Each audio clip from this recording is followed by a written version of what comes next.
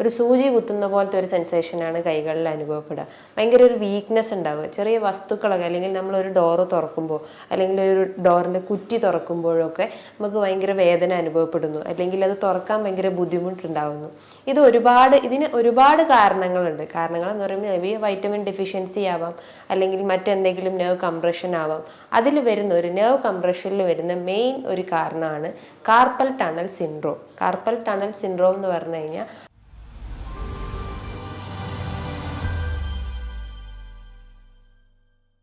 Hi, ഞാൻ doctor Juhi Das, QNB health കെയറിലെ homoeopathic ഫിസിഷ്യനാണ്. ഇന്ന് വളരെയധികം ആളുകൾ പറയുന്ന ഒരു ബുദ്ധിമുട്ടാണ് ഈ കൈകാലുകളിലൊക്കെ ഭയങ്കര തരിപ്പ്, എസ്പെഷ്യലി കൈകളിൽ ഭയങ്കര തരിപ്പ് അനുഭവപ്പെടുക. തരിപ്പ് പോരാത്തതിന് ഭയങ്കര വേദന ഉണ്ടാവുക. വേദന എന്ന് പറയുമ്പോൾ ഒരു സൂചി കുത്തുന്ന പോലത്തെ ഒരു സെൻസേഷനാണ് കൈകളിൽ അനുഭവപ്പെടുക. ഭയങ്കര ഒരു വീക്ക്നെസ് ഉണ്ടാവുക. ചെറിയ വസ്തുക്കളൊക്കെ അല്ലെങ്കിൽ നമ്മളൊരു ഡോറ് തുറക്കുമ്പോൾ അല്ലെങ്കിൽ ഒരു ഡോറിൻ്റെ കുറ്റി തുറക്കുമ്പോഴൊക്കെ നമുക്ക് ഭയങ്കര വേദന അനുഭവപ്പെടുന്നു, അല്ലെങ്കിൽ അത് തുറക്കാൻ ഭയങ്കര ബുദ്ധിമുട്ടുണ്ടാകുന്നു. ഇതിന് ഒരുപാട് കാരണങ്ങളുണ്ട്. കാരണങ്ങളെന്ന് പറയുമ്പോൾ മേ ബി വൈറ്റമിൻ ഡെഫിഷ്യൻസി ആവാം, അല്ലെങ്കിൽ മറ്റെന്തെങ്കിലും നെർവ് കംപ്രഷൻ ആവാം.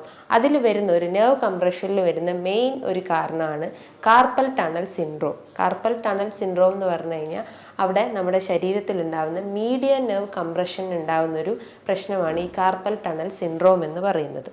അപ്പം അതിന് മുന്നേ ആയിട്ട് നമുക്കതിൻ്റെ കാരണങ്ങൾ എന്തൊക്കെയാണ്, എന്തുകൊണ്ടാണ് ഇത് വരുന്നത്, ഇതിൻ്റെ ലക്ഷണങ്ങൾ എന്തൊക്കെയാണ്, എങ്ങനെ നമുക്കത് മാനേജ് ചെയ്യാം എന്നൊക്കെ നമുക്ക് നോക്കാം. അതിന് മുന്നേ ആയിട്ട് നമുക്കതിൻ്റെ ആ ഒരു അനാട്ടമിക്കൽ സ്ട്രക്ചർ എന്താണെന്ന് നോക്കാം. അത് നമ്മുടെ ശരീരത്തിൽ നമ്മുടെ കൈയിൻ്റെ, അതായത് നമ്മളെ കഴുത്ത് മുതൽ കൈകളിലേക്കൊക്കെ സപ്ലൈ ചെയ്യുന്നൊരു നാഡിയാണ് മീഡിയൻ നെർവ് എന്ന് പറയുന്നത്. ഈ മീഡിയൻ നെർവ് ഈ ഒരു ടണൽ, ഇവിടെ ഒരു ഫ്ലക്സർ റെക്റ്റിനാക്കുലം എന്ന് പറയുന്ന ഒരു ടണലുണ്ട്. ആ ടണലിൻ്റെ അടിയിലൂടെ പാസ് ചെയ്ത് പോകുന്നതാണ് ഈ മീഡിയൻ നെർവ്. ഈ 3 വിരലുകൾക്കാണ് അത് മെയിനായിട്ട് സപ്ലൈ ചെയ്യുന്നത്. അതായത് നമുക്ക് വിരലുകൾ ചലിക്കാനും അതിന് ഒരു മൂവ്മെൻറ്റ്സ് കൊടുക്കുന്നതും മസിൽസിനൊക്കെ ഒരു മൂവ്മെൻറ്റ്സ് കൊടുക്കുന്നതും ഒക്കെ ചെയ്യുന്നത് ഈ ഒരു മീഡിയൻ നെർവാണ്.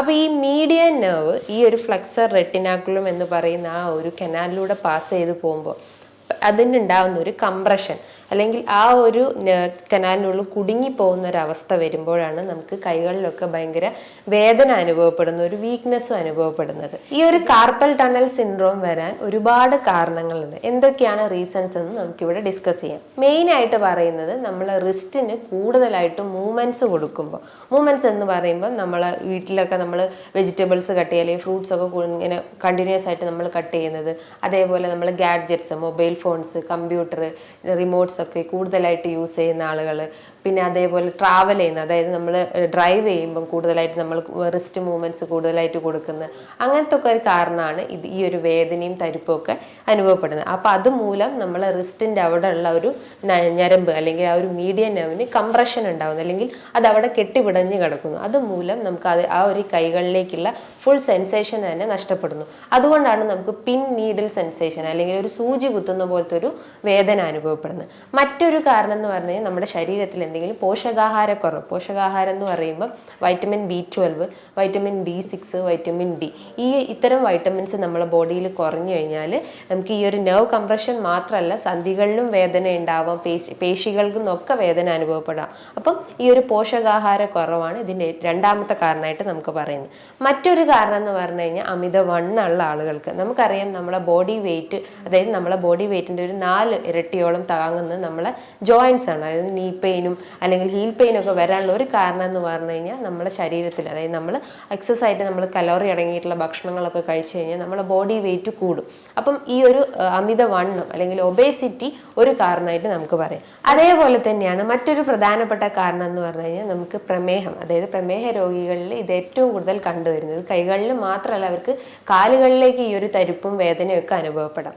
അതേപോലെ തന്നെയാണ് വാദസംബന്ധമായിട്ടുള്ള രോഗങ്ങൾ, റുമാറ്റോയ്ഡ് ആർത്രൈറ്റിസ്, ഓസ്റ്റിയോ ആർത്രൈറ്റിസ് പോലത്തെ വാദസംബന്ധമായിട്ടുള്ള രോഗങ്ങൾ നമുക്ക് ഉണ്ടെങ്കിൽ, അതായത് നമ്മുടെ ശരീരത്തിൽ യൂറിക് ആസിഡ് ഒക്കെ അളവ് കൂടിക്കഴിഞ്ഞ് കഴിഞ്ഞാൽ ഈ ഒരു വേദനയൊക്കെ അഗ്രവേറ്റ് ചെയ്യുക അല്ലെങ്കിൽ കൂടാനുള്ള ഒരു ചാൻസസ് ഉണ്ട്. അതേപോലെ തന്നെയാണ് നമുക്ക് തൈറോയിഡ് റിലേറ്റ് ചെയ്തിട്ടുള്ള എന്തെങ്കിലും ഒരു ഇഷ്യൂസ് ഉണ്ടെങ്കിൽ, അത് ഹൈപ്പോ തൈറോയിഡിസം മെയിൻ ആയിട്ട് ഇത്തരം ആളുകളിൽ കൈ ചിലപ്പോൾ അവർക്ക് ഈ റിസ്റ്റ് കൂടുതലായിട്ടും വേദന അനുഭവപ്പെടാം. അത് നമുക്ക് ജോയിൻസിൻ്റെ അടുത്ത് ഒരു കടച്ചിൽ പോലെ അനുഭവപ്പെടുന്നുണ്ടാവും. ഈ ഒരു ഫിംഗേഴ്സ് ഒന്നും മടക്കാൻ പറ്റാത്തൊരവസ്ഥ വരുന്നു, ഒരു വീക്ക്നെസ് അനുഭവപ്പെടുന്നു. ഇത്തരം ലക്ഷണങ്ങൾ ഉണ്ടെങ്കിൽ അത് കാർപ്പൽ ടണൽ സിൻഡ്രോമിൻ്റെ ഒരു സിംറ്റംസ് ആയിട്ട് നമുക്ക് കണക്കാക്കപ്പെടാം. അതേപോലെ തന്നെയാണ് നമ്മുടെ റിസ്റ്റിന്, അതായത് കൂടുതലായിട്ട് മൂവ്മെന്റ്സ് കൊടുക്കുക എന്ന് പറഞ്ഞാൽ, അതേപോലെ നമ്മൾ എന്തെങ്കിലും ആക്സിഡൻസോ അല്ലെങ്കിൽ ഒരു ഇഞ്ചുറി ഒക്കെ നമ്മൾ റിസ്റ്റിന് കൂടുതലായിട്ട് പറ്റുമ്പോൾ ഈ ഒരു വേദന അനുഭവപ്പെടാനുള്ള ഒരു ചാൻസസ് ഉണ്ട്. മറ്റൊരു കാരണം എന്ന് പറഞ്ഞു കഴിഞ്ഞാൽ നമുക്ക് ഈ ഒരു ജോയിൻസിൽ ഒരു എക്സ്ട്രാ ഗ്രോത്ത് ഉണ്ടാകുന്നത്, അതായത് ഗാംഗ്ലിയോൺ പോലത്തെ കൺഗ്ലീഷൻ. ഗാംഗ്ലിയോൺ എന്ന് പറയുമ്പം ഒരു ഫ്ലൂയിഡ് നിറഞ്ഞിട്ട് അല്ലെങ്കിൽ ഒരു എക്സ്ട്രാ ഒരു സ്വെല്ലിങ് നമ്മൾ ഈ റിസ്റ്റ് ജോയിൻസിന് വരുമ്പോൾ ഈ ഒരു ഏരിയയിലേക്കുള്ള ആ ഒരു മീഡിയൻ നെർവിന് കൂടുതലായിട്ടും കംപ്രഷൻ വരുന്നു. അപ്പോൾ നമ്മൾ വേദന, അതായത് നമുക്ക് മൂവ്മെന്റ്സ് ഒക്കെ കൊടുക്കുമ്പോൾ ഭയങ്കര വേദന അനുഭവപ്പെടുന്നു. ഇത്തരം കാരണങ്ങൾ അല്ലെങ്കിൽ ഇത്തരം റീസൺസ് ആണ് നമുക്കൊരു കൈകളിലൊക്കെ ഇത്തരം തരിപ്പും വേദനയും കടച്ചിലും ഒക്കെ വരാനുള്ള ഒരു കാരണം എന്ന് പറയും. ഇനി മെയിൻ ആയിട്ട് ഇതിൻ്റെ ഒരു ലക്ഷണം എന്ന് പറഞ്ഞു കഴിഞ്ഞാൽ കൈകളിലൊക്കെ ഈ ടിപ്സിൽ, അതായത് ഫിംഗേഴ്സിൻ്റെ ഒക്കെ ടിപ്സിലായിട്ട് ഒരു സൂചി കുത്തുന്ന പോലത്തെ വേദന ഉണ്ടാവും. ഒരു ഒബ്ജക്റ്റ് നമുക്ക് പിടിക്കാൻ പറ്റാത്തൊരവസ്ഥ വരുന്നു. കൈകളിലൊക്കെ ഭയങ്കര വീക്ക്നെസ് ഉണ്ടാവുന്നു. അതായത് നമ്മൾ ഈ ഒരു രണ്ട് മസിൽസ്, ഹൈപ്പോ തിന്നാറും തിന്നാർ മസിൽസും ആണ്. ഈ മസിൽസിനെ സപ്ലൈ ചെയ്യുന്നതാണ് ഈ ഒരു മീഡിയൻ നെർവ്. ഈ മീഡിയൻ നെർവിന് കംപ്രഷൻ വരുമ്പോൾ ഈ ഒരു മസിൽസിന് വേസ്റ്റിംഗ് ഉണ്ടാവും, അതായത് ഒരു ശോഷിച്ച ഒരവസ്ഥ വരുന്നു. അപ്പം നമുക്ക് എന്താ ഒരു കൈ മടക്കാൻ പറ്റാത്തൊരു അവസ്ഥ വരുന്നു. അതുപോലെ ജോയിൻസ് എന്നൊക്കെ ഭയങ്കര വേദന അനുഭവപ്പെടുന്നു. ചില ആളുകളിൽ പുകച്ചിൽ പോലെ ഫീൽ ചെയ്യുന്നു എന്ന് പറഞ്ഞു. മേ ബി ആ ആളുകൾക്ക് ഈ ഒരു ജോയിൻസിന്റെ ഈ റിസ്റ്റിന്റെ ഫ്രണ്ടിലോട്ട് മാത്രമായിരിക്കും വേദന ഉണ്ടാവുക. മറ്റു പല ആളുകൾ പറയുന്നത് ചിലർക്ക് കഴുത്തിന് തുടങ്ങിയിട്ട് കൈകളിലേക്കൊക്കെ ഒരു വേദന റേഡിയേറ്റ് ചെയ്യുന്നതും പറയപ്പെടുന്നുണ്ട്. അതിൻ്റെ ഒരു കാരണം ഈ CTS, അതിൽ കാർപ്പൽ ടണൽ സിൻഡ്രോം അല്ല. അതിൻ്റെ ഒരു കാരണം എന്ന് പറഞ്ഞു കഴിഞ്ഞാൽ സെർവൈക്കൽ സ്പോണ്ടൈലോസിസ് ആണ്.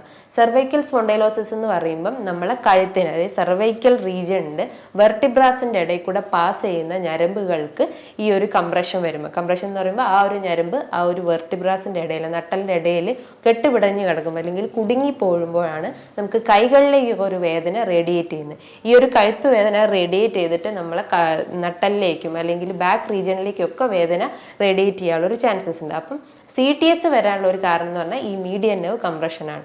ഒരുവിധം ആളുകളൊക്കെ പറയുന്നത് ഈ മീഡിയൻ നെർവ് കംപ്രഷൻ്റെ ഒരു സിംറ്റമായിട്ട് ഈ 3 വിരലിന് മാത്രമാണ് അവർക്ക് വേദന അനുഭവപ്പെടുക. അതായത് നമ്മളെ ഇൻഡെക്സ് ഫിംഗറും തം ഫിംഗറും മിഡിൽ ഫിംഗറും റിംഗ് ഫിംഗറിൻ്റെ ഒരു ഹാഫ് ആയിട്ടുള്ള ഒരു റീജിയനിൽ മാത്രമാണ് മെയിനായിട്ട് അവർക്ക് വേദന അനുഭവപ്പെടുക. ഇത് ചിലർക്ക് ഒരു കൈകളിൽ മാത്രമായിട്ടും വരും, ചിലർക്ക് 2 കൈകളിലും വരാണ്ട്. 2 കൈകളിലും ഇങ്ങനത്തെ ഒരു വേദന അനുഭവപ്പെടുകയാണെങ്കിൽ അവർക്ക് മറ്റ് വാദസംബന്ധമായിട്ടുള്ള രോഗങ്ങളുണ്ടെന്ന് മനസ്സിലാക്കാം. അപ്പോൾ നമ്മൾ അതിനൊരു ബ്ലഡ് ടെസ്റ്റ് ചെയ്യണം. ബ്ലഡ് ടെസ്റ്റ് എന്ന് പറയുമ്പോൾ RA ഫാക്ടർ ചെക്ക് ചെയ്യുക. RA ഫാക്ടർ എന്ന് പറയുമ്പോൾ നമ്മുടെ ശരീരത്തിൽ റുമാറ്റോയിഡ് ആർത്രൈറ്റിസിൻ്റെ കണ്ടീഷൻ ഉണ്ടോ എന്നറിയാൻ വേണ്ടിയിട്ടാണ് RA ഫാക്ടർ ചെക്ക് ചെയ്യുന്നത്. അതേപോലെ തന്നെ ഒരു ആൻറ്റിബോഡി ടെസ്റ്റാണ് anti-CCP എന്ന് പറയുന്ന ടെസ്റ്റ്.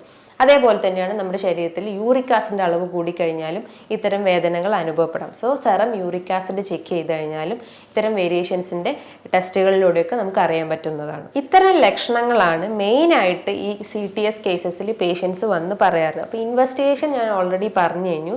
ഈ ഒരു ബ്ലഡ് ടെസ്റ്റ് കൂടാതെ തന്നെ നമുക്കൊരു എക്സ്റേ എടുക്കാം. അതായത് നമ്മളെ ഈ ഒരു റിസ്റ്റ് ജോയിൻറ്റിൽ ഒരു എക്സ്റേ എടുത്തു കഴിഞ്ഞാൽ അവിടെ മീഡിയൻ നെർവിന് കംപ്രഷൻ ഉണ്ടോ എന്നറിയാൻ പറ്റും. അല്ലെങ്കിൽ എന്തെങ്കിലും ഫ്രാക്ചർ പറ്റിയിട്ടുണ്ടോ, അല്ലെങ്കിൽ ആ ഒരു ബോൺസിന് എന്തെങ്കിലും ഇഞ്ചുറി പറ്റിയിട്ടുണ്ടോ എന്ന് എക്സ്റേയിലൂടെ മനസ്സിലാക്കാൻ പറ്റുന്നതാണ്. ഇനി കൂടുതലായിട്ട് നമുക്ക് എന്തെങ്കിലും തരിപ്പോ അല്ലെങ്കിൽ മരവിപ്പോ ഒക്കെ അനുഭവപ്പെടുകയാണെങ്കിൽ നമുക്കൊരു നെർവ് കണ്ടക്ഷൻ സ്റ്റഡി നടത്താം. അതായത് നമ്മുടെ ശരീരത്തിലേക്ക് ഈ ഒരു നെർവ്സ് റീജിയനിലേക്ക്, റിസ്റ്റ് റീജിയനിലേക്ക് ഒരു ഇലക്ട്രിക്കൽ സ്റ്റിമുലസ് അതിലൂടെ പാസ് ചെയ്ത് കഴിഞ്ഞ് കഴിഞ്ഞാൽ നമ്മളെ നെർവ്സ് എത്രത്തോളം വീക്കാണോ അല്ലെങ്കിൽ ഫങ്ഷനിങ് ആണോ എന്നൊക്കെ അറിയാൻ പറ്റുന്നതാണ്. അപ്പോൾ ഈ ഒരു സിംറ്റംസും അല്ലെങ്കിൽ ഇത്തരം ലക്ഷണങ്ങളിലൂടെയാണ് നമുക്ക് CTS അല്ലെങ്കിൽ കൺഫർമേറ്ററി ടെസ്റ്റുകളിലൂടെയാണ് നമുക്ക് CTS എന്താണ് അല്ലെങ്കിൽ അതിൻ്റെ സിംറ്റംസ് ഇതൊക്കെയാണെന്നൊക്കെ അറിയാൻ പറ്റുന്നത്. സോ നമുക്ക് മെയിൻലി ഇതിനൊരു എക്സസൈസ് മാനേജ്മെൻ്റ് ആണ് മെയിനായിട്ട് നോക്കേണ്ടത്. അപ്പോൾ എക്സസൈസ് എന്തൊക്കെയാണ് നമുക്ക് നെക്സ്റ്റ് നോക്കാം. സോ മെയിനായിട്ട് നമ്മൾ ഇതിന് ചെയ്യേണ്ട എക്സസൈസ് എന്ന് പറയുമ്പം ആദ്യം തന്നെ നമുക്ക് വേദനയുള്ള കൈ, ജസ്റ്റ് ഈ ഏത് കൈക്കാണോ വേദന ഉള്ളത് അത് ജസ്റ്റ് ഒന്ന്, അതായത് 2 കൈയും ജസ്റ്റ് ഹോൾഡ് ചെയ്യുക. ഒരു പ്രെയർ പൊസിഷനിൽ വെക്കുക. പ്രെയർ പൊസിഷനിൽ വെച്ചിട്ട് അപ്പ് ആൻഡ് ഡൗൺ മൂവ്മെൻറ്റ്സ് കൊടുക്കുക. ഇങ്ങനെ അപ്പ് ആൻഡ് ഡൗൺ മൂവ്മെന്റ്സ്, അതായത് ഒരു 5-10 ഒരു ടൈംസ് ഇത് കണ്ടിന്യൂസ് ആയിട്ട് ചെയ്തുകൊണ്ടിരിക്കുക. അത് ഏകദേശം ഒരു 5 മിനിറ്റോ അല്ലെങ്കിൽ ഒരു 10 മിനിറ്റോ കണ്ടിന്യൂസ് ആയിട്ട് ചെയ്തുകൊണ്ടിരിക്കുക. അപ്പം അങ്ങനെ കൊടുക്കുമ്പം നമുക്ക് കൂടുതലായിട്ടും വേദന അനുഭവപ്പെടുകയാണെങ്കിൽ അത്രയും അവിടെ കംപ്രസ്ഡ് ആയിട്ടുണ്ട്, അല്ലെങ്കിൽ മീഡിയൻ നെർവ് കംപ്രസ്ഡ് ആയിട്ടുണ്ടെന്ന് മനസ്സിലാക്കുക. ഇനീഷ്യലി ഒരു പെയിൻ അനുഭവപ്പെടാം, പക്ഷേ നമ്മൾ റെഗുലറായിട്ട് ഈ ഒരു എക്സസൈസ് ചെയ്ത് കഴിഞ്ഞാൽ നമുക്കൊരു വേദന പൂർണ്ണമായിട്ടും മാറ്റിയെടുക്കാൻ പറ്റുന്നതാണ്. മറ്റൊരു എക്സസൈസ് എന്ന് പറഞ്ഞു കഴിഞ്ഞാൽ നമ്മളെ ഈ ഒരു ജോയിൻറ്റ്സ് അല്ലെങ്കിൽ ഈ ഒരു ഹാൻഡ് ഫ്രണ്ടിലോട്ട് എക്സ്റ്റെൻഡ് ചെയ്തിട്ട് ഈ റിസ്റ്റ് മാത്രം അപ്പ് ആൻഡ് ഡൗൺ മൂവ്മെന്റ്സ് കൊടുക്കുക. ജസ്റ്റ് ഇങ്ങനെ ഒരു അപ്പ് ആൻഡ് ഡൗൺ മൂവ്മെന്റ്സ് കൊടുക്കുക. റിസ്റ്റ് കംപ്ലീറ്റ്ലി ഇങ്ങനെ ഹോൾഡ് ചെയ്യണം. ജസ്റ്റ് ഇങ്ങനെ ഹോൾഡ് ചെയ്തിട്ട് just up and down movements ഇങ്ങനെ ഒരു 5-10 മിനിറ്റ് കണ്ടിന്യൂസ് ആയിട്ട് ചെയ്യുക. അങ്ങനെ ചെയ്യുമ്പോൾ നമുക്കൊരു ആദ്യൊരു പ്രഷർ അല്ലെങ്കിൽ ഒരു വേദന നമ്മളെ ജോയിൻറ്റ്സിനൊക്കെ അനുഭവപ്പെടാം. പക്ഷേ ഇനീഷ്യലി അത് ഗ്രാജുവലി അത് കണ്ടിന്യൂസ് ആയിട്ട് കുറഞ്ഞു വന്നോളും. മറ്റൊരു എക്സസൈസ് എന്ന് പറഞ്ഞു കഴിഞ്ഞാൽ നമ്മൾ ഈ ഒരു വേദനയുള്ള കൈ ആണെങ്കിൽ ആ കൈ ജസ്റ്റ് ഒന്ന് എക്സ്റ്റെൻഡ് ചെയ്ത് ഈ റിസ്റ്റ് കഴിവതും ക്ലോസ് ചെയ്ത് വെച്ചിട്ട് നമ്മളെ ഹെഡ് ഓപ്പോസിറ്റ് ഡയറക്ഷനിലേക്കും ഈ റിസ്റ്റ് അതിൻ്റെ ഓപ്പോസിറ്റ് ഡയറക്ഷനിലേക്കും വെക്കുക. ജസ്റ്റ് ഇങ്ങനെ ഹോൾഡ് ചെയ്യുക. അതായത് ഹെഡ് ഓപ്പോസിറ്റിലേക്കും റിസ്റ്റ് ഓപ്പോസിറ്റ്, അതായത് രണ്ടും സൈഡിലേക്ക് എക്സ്റ്റെൻഡ് ചെയ്യുന്ന രീതിയിലുള്ള എക്സസൈസ് ചെയ്യുക. ഈ 3 എക്സസൈസ് നമ്മൾ ഡെയിലി ഒരു 15 മിനിറ്റ്സ് അല്ലെങ്കിൽ 10 to 15 മിനിറ്റ്സ് കണ്ടിന്യൂസ് ആയിട്ട് ചെയ്ത് കഴിഞ്ഞാൽ ആ ഒരു വേദനയുടെ ഇൻറ്റൻസിറ്റി നമുക്ക് കുറയ്ക്കാൻ പറ്റുന്നതാണ്. പിന്നെ ഒരു എക്സസൈസ് എന്നില്ല, പിന്നെ ഒരു മാനേജ്മെന്റ് എന്ന് പറഞ്ഞാൽ ഇതിൻ്റെ അമിതവണ്ണം അല്ലെങ്കിൽ വെയിറ്റ് അധികമായിട്ടുള്ള ആളുകളാണെങ്കിൽ അതിൽ വെയിറ്റ് റെഡ്യൂസ് ചെയ്യുന്ന ആക്ടിവിറ്റീസിൽ ഇൻവോൾവ് ചെയ്യാൻ ശ്രമിക്കുക. അതായത് എയറോബിക് എക്സസൈസോ അല്ലെങ്കിൽ സ്കിപ്പിംഗ്, ജമ്പിങ് പോലത്തെ എന്തെങ്കിലും ഒരു ആക്ടിവിറ്റീസിൽ ഡെയിലി ഒരു 10 to 15 മിനിറ്റ്സ് ചെയ്യുന്നത് ഏറ്റവും നല്ലതാണ്. സോ കഴിവതും നമ്മൾ വെയിറ്റ് റെഡ്യൂസ് ചെയ്യാൻ ശ്രമിക്കുക. ഈ വെയിറ്റ് കൂടിക്കഴിഞ്ഞാൽ നമുക്ക് ഹീൽ പെയിൻ പോലത്തെ പ്രശ്നങ്ങൾ വരാം. സോ കഴിവതും വെയിറ്റ് കുറയ്ക്കാൻ ശ്രമിക്കുക. അതേപോലെ തന്നെ നമ്മളെ ഡയറ്റിൽ വൈറ്റമിൻസ് അടങ്ങിയിട്ടുള്ള ഭക്ഷണങ്ങൾ എടുക്കാൻ ശ്രമിക്കുക. കാരണം വൈറ്റമിൻ B12ഉം വൈറ്റമിൻ B6ൻ്റെയും കുറവ് മൂലം ഈ ഒരു CTS വരാനുള്ള ഒരു ചാൻസസ് ഉണ്ട്. സോ നമ്മൾ വൈറ്റമിൻ റിച്ച് ആയിട്ടുള്ള ചെറിയ മത്സ്യങ്ങൾ നമുക്ക് എടുക്കാം. അയല, മത്തി പോലത്തെ സാൽമൺ, നെത്തോലി പോലത്തെ മത്സ്യങ്ങൾ നമുക്ക് എടുക്കാം. ഇതിൻ്റെ അകത്ത് ഒരുപാട് omega-3 ഫാറ്റി ആസിഡ്സ് ഉണ്ട്. ഒരു പ്രോട്ടീൻസിൻ്റെ ഒരു കലവറ തന്നെയാണ്. ഫാറ്റ്സിൻ്റെ അളവ് വളരെ കുറവാണ്, അതുപോലെ കാർബിൻ്റെ അളവും വളരെ കുറവാണ്. സോ നല്ല രീതിയിൽ ഫിഷ് ഐറ്റംസ് നമ്മുടെ ഡയറ്റിൽ ഉൾപ്പെടുത്തുന്നത് ഏറ്റവും നല്ലതാണ്. അതേപോലെ തന്നെയാണ് ഈ ഫ്ലാക്സ് സീഡ്സ്, പംകിൻ സീഡ്സ്, ബദാം, വാൽനട്ടൊക്കെ നമ്മുടെ ഡയറ്റിൽ ഉൾപ്പെടുത്തുന്നത് നല്ലതാണ്. ഈ ഫ്ലാക്സ് സീഡ്സ് ഒക്കെ കഴിച്ചു കഴിഞ്ഞാൽ നമ്മളെ ശരീരത്തിൽ അടിഞ്ഞു കുടികിടക്കുന്ന കൊഴുപ്പിനൊക്കെ ഒന്ന് ബേൺ ഔട്ട് ചെയ്യാൻ സഹായിക്കുന്നതാണ്. അതേപോലെ എന്തെങ്കിലും ബ്ലോക്കിൻ്റെ ഒക്കെ പ്രശ്നങ്ങൾ അല്ലെങ്കിൽ രക്തക്കുഴലിലൊക്കെ ബ്ലോക്ക് പ്രശ്നങ്ങളൊക്കെ ഉണ്ടെങ്കിൽ അതിനെയൊക്കെ ഒന്ന് അലിയിച്ച് കളയാൻ സഹായിക്കുന്നതാണ് ഈ ഫ്ലാക്സ് സീഡ്സ്. നമ്മൾ കഴിക്കുമ്പം തലേന്ന് വെള്ളത്തിലിട്ട് കുതിർത്ത് നമുക്ക് കഴിക്കാം. കുതിർത്തിട്ട് നമുക്ക് ജസ്റ്റ് സാലഡ്സിൻ്റെ അകത്ത് അല്ലെങ്കിൽ കേർഡിൻ്റെ അകത്തൊക്കെ ആഡ് ചെയ്തിട്ട് നമുക്ക് കഴിക്കുന്നത് ഏറ്റവും നല്ലതാണ്. അതേപോലെ തന്നെയാണ് പംകിൻ സീഡ്സും. ഇതും നമ്മളെ ബോഡിയിൽ എക്സസ് ആയിട്ട് എന്തെങ്കിലും കലോറി ഒക്കെ ഉണ്ടെങ്കിൽ അത് ബേൺ ഔട്ട് ചെയ്യാൻ സഹായിക്കുന്നതാണ്. അതേപോലെ തന്നെയാണ് നല്ല രീതിയിൽ ബോഡി ഹൈഡ്രേറ്റ് ചെയ്യാൻ ശ്രമിക്കുക. ഡെയിലി ഒരു 10 to 12 ഗ്ലാസ് വെള്ളം കുടിക്കുന്ന ഏറ്റവും നല്ല കാര്യമാണ്. ഈ പറഞ്ഞിട്ടുള്ള ഒരു മാനേജ്മെന്റ് അല്ലെങ്കിൽ ഈ പറഞ്ഞിട്ടുള്ള ഒരു ഡയറ്ററി മാനേജ്മെന്റ് എക്സസൈസ് നമുക്ക് ഫോക്കസ് ചെയ്ത് കഴിഞ്ഞാൽ നമുക്ക് ഇത്തരം പെയിൻസിനൊക്കെ റെഡ്യൂസ് ചെയ്യാൻ പറ്റും. അതോടൊപ്പം തന്നെ നമ്മൾ ഒരു പ്രോപ്പറായിട്ട് ഒരു ഡോക്ടറെ കണ്ടിട്ട് അതിൻ്റെ സ്കാനിങ് എല്ലാം എടുത്തിട്ട് അതിന് മെഡിസിൻസും സ്റ്റാർട്ട് ചെയ്താൽ നമുക്ക് പൂർണ്ണമായിട്ട് ഒഴിവാക്കാൻ പറ്റുന്നതാണ്. ഹോമിയോപ്പതിയിൽ ഇതിന് ഒരുപാട് മെഡിസിൻസ് ഇന്ന് അവൈലബിൾ ആണ്. കോസ്റ്റിക്കം, അർണിക്ക, കാൽക്കേരിയ ഫ്ലോർ, ഹൈപ്പറിക്കം പോലത്തെ ഒരുപാട് മെഡിസിൻസ് ഇന്ന് അവൈലബിൾ ആണ്. സോ നല്ല രീതിയിലുള്ള ഒരു ഡയറ്ററി മെയിൻറ്റെയിനും അല്ലെങ്കിൽ ഒരു എക്സസൈസും മെയിൻറ്റെയിൻ ചെയ്ത് കഴിഞ്ഞാൽ നമുക്ക് ഇത്തരം ലക്ഷണങ്ങളൊക്കെ കുറച്ച് കൊണ്ടുവരാൻ പറ്റും. ഇനി ഇതുമായി ബന്ധപ്പെട്ട് നിങ്ങൾക്ക് എന്തെങ്കിലും സംശയങ്ങൾ ഉണ്ടെങ്കിൽ നിങ്ങൾക്ക് താഴെ കാണുന്ന നമ്പറിൽ കോൺടാക്ട് ചെയ്യാവുന്നതാണ്. നല്ലൊരു ഹെൽപ്പ് വീഡിയോയുമായി വീണ്ടും കാണാം. Thank you.